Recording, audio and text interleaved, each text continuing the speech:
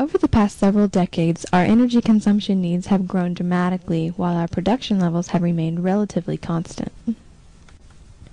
The United States has relied heavily on foreign imports to meet our fossil fuel needs.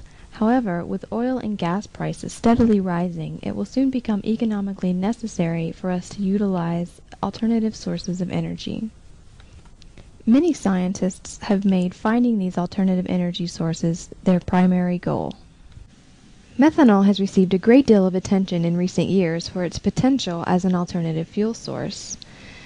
Methanol is an attractive option because it can be derived not only from fossil fuels, but also from municipal waste, wood, and other biomass. Another attractive feature of methanol is that when it is combined with steam, it can react to form carbon dioxide and hydrogen gas, another known clean energy source. Furthermore, it is well known that the addition of a metal catalyst makes this reaction more efficient. Researchers in the Sykes group at Tufts University have been intrigued by the question of what makes a good catalyst.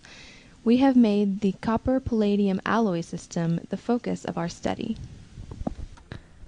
In 1981, a new type of microscope called the scanning tunneling microscope, or STM, was invented. During STM operation, an atomically sharp conductive tip is brought within a nanometer of a conductive surface. A voltage is then applied between the tip and the surface, causing electrons to jump from the tip to the surface in a process called tunneling. The result is a small electrical current called the tunneling current.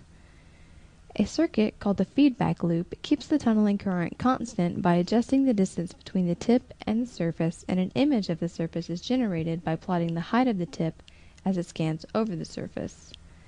Because the STM image originates from an electrical current, the image contains information about both the topography and the electrical conductance of the sample surface.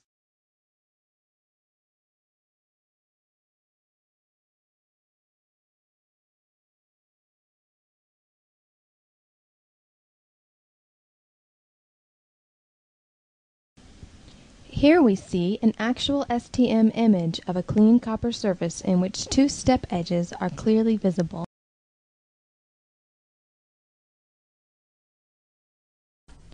If we zoom in on our copper surface, it is quite easy to identify individual copper atoms.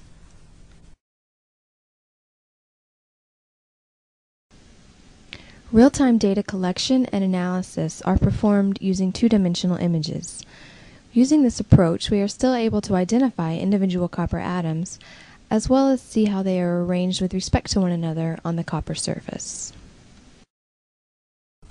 If our copper surface is modified with a very small amount of palladium and hydrogen is then added to the surface, the hydrogen will image as a dark depression or a black dot. Due to hydrogen's relatively weak interaction with the metal surface, it is free to move around, and this motion can be captured through a series of images taken one after the other. These images were acquired at 7 Kelvin or minus 266 degrees Celsius. It is interesting to note that even at such low temperatures, the black hydrogen atoms still have enough energy to move around on the copper-palladium surface. Being able to study how hydrogen interacts with our copper-palladium surface will lead us to a better understanding of what makes it and similar metal catalysts ideal for the methanol reformation reaction. We can also begin to understand how to improve existing catalysts or even develop new ones, thus advancing us towards our goals of energy independence and clean energy sources.